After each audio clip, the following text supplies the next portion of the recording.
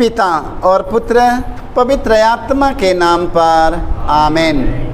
सभी लोगों को जय यीशु, जय यीशु।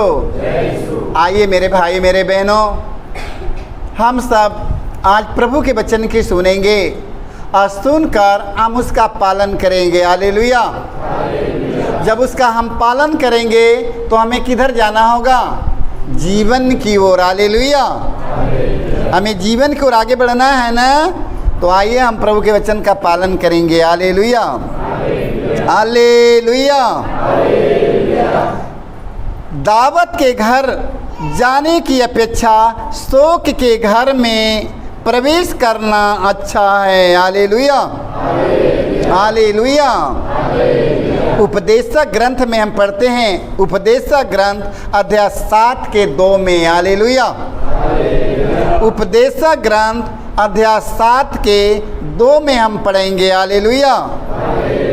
दावत के घर जाने की अपेक्षा शोक के घर में प्रवेश करना अच्छा है। हालेलुया।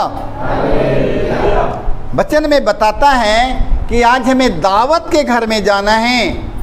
आज हमें दावत मिला है, आज हमें दावत मिला है बड़े पकवान खाने के लिए। हालेलुया।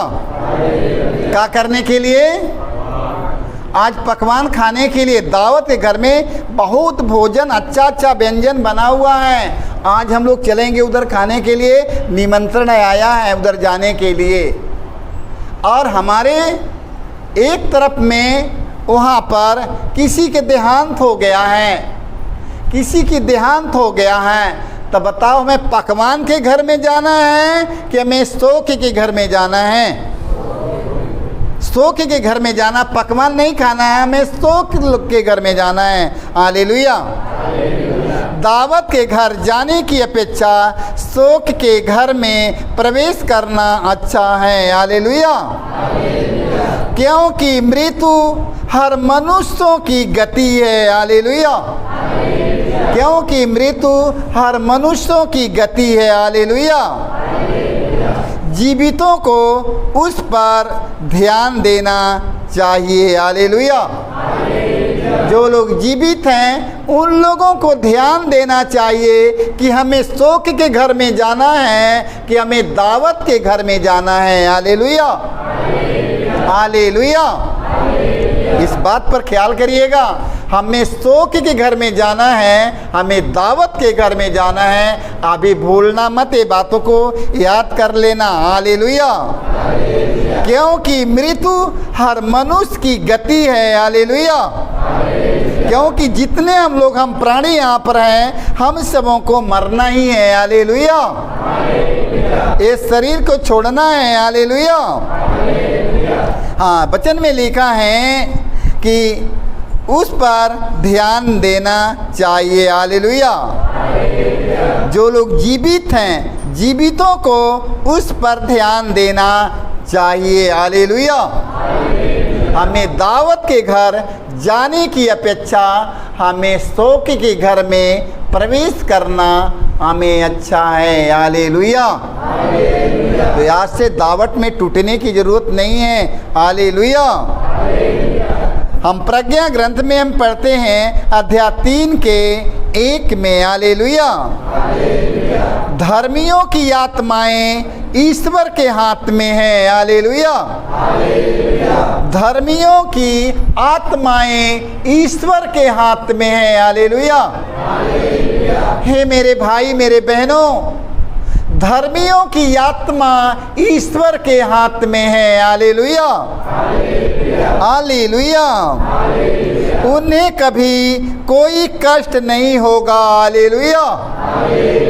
धर्मियों की आत्माएं ईश्वर के हाथ में हैं, उन्हें कभी कोई कष्ट नहीं होगा। हालेलुया। तो हमें धार्मिकता का जीवन बिताना है। Hallelujah, hallelujah. देखो, धर्मियों की आत्माएं परमेश्वर के हाथ में है। हालेलुया। हमें धार्मिकता के जीवन बिताना है। हालेलुया। जब तक ये संसार में रहूंगा, मैं धार्मिकता के काम में लगे रहेंगे। हालेलुया। धार्मिकता के यदि काम करेंगे हम लोग, तो हम सब प्रभु के साथ रहेंगे। Hallelujah, hallelujah. पहला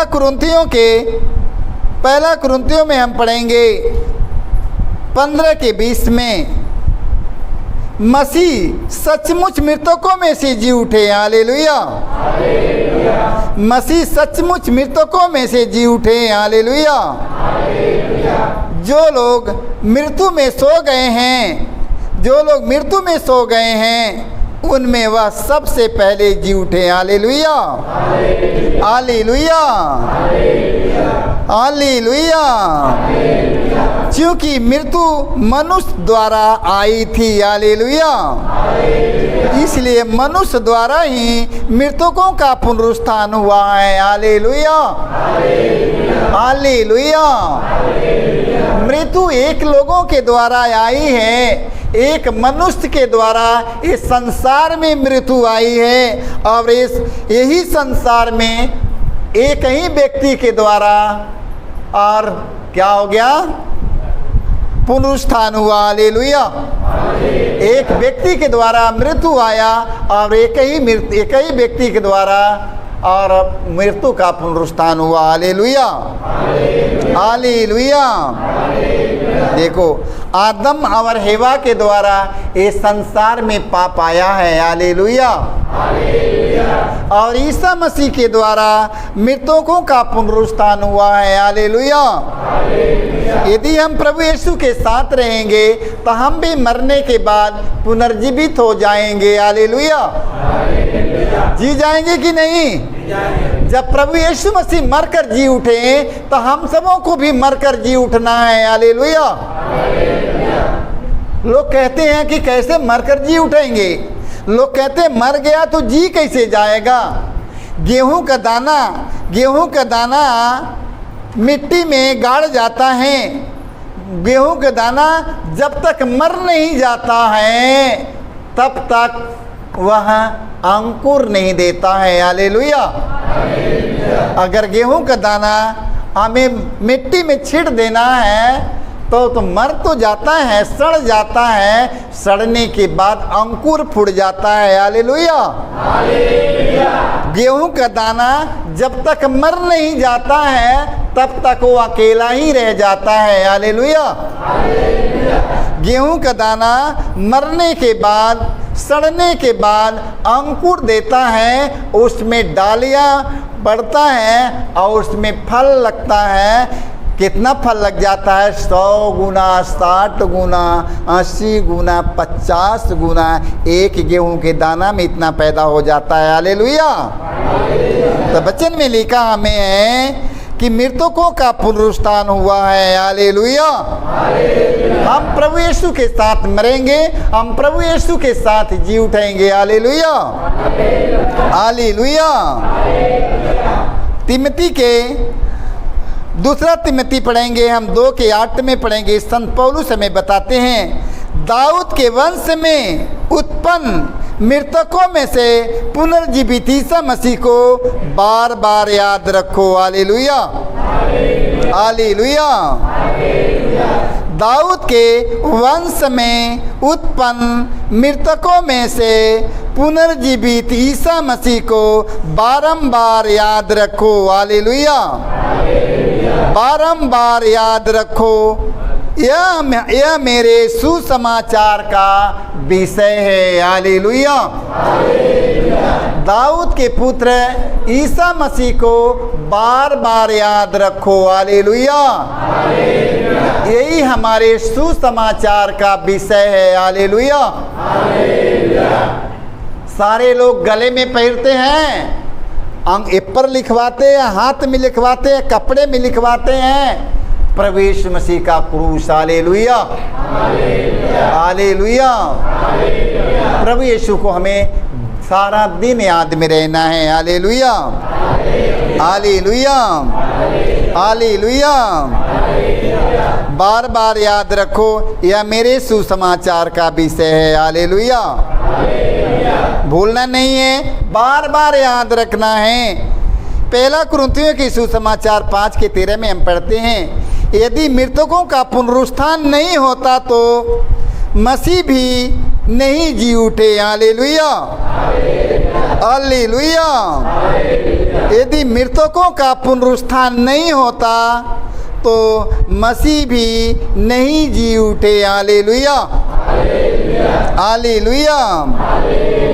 यदि प्रभु यीशु का पुनरुत्थान नहीं होता तो मृतकों में से जी नहीं उठते। हालेलुया। यदि मसीह नहीं जी उठते तो हमारा धर्म प्रचार व्यर्थ है। हालेलुया। यदि मसीह नहीं जी उठते तो हमारा धर्म प्रचार व्यर्थ है। हालेलुया। और आपका विश्वास भी व्यर्थ है। हालेलुया। हमारा सुसमाचार व्यर्थ है, आप लोगों का विश्वास भी व्यर्थ है मेरे भाई मेरे बहनों। हालेलुया। देखो वचन में लिखा, यदि मृतकों का पुनरुत्थान नहीं होता तो मसीह भी नहीं जी उठते। Hallelujah, hallelujah, hallelujah. यदि मसीह नहीं जी उठते तो हमारा धर्म प्रचार व्यर्थ है और आपका विश्वास भी व्यर्थ है। Hallelujah, hallelujah. सभी लोगों को जय यीशु, जय यीशु, जय यीशु।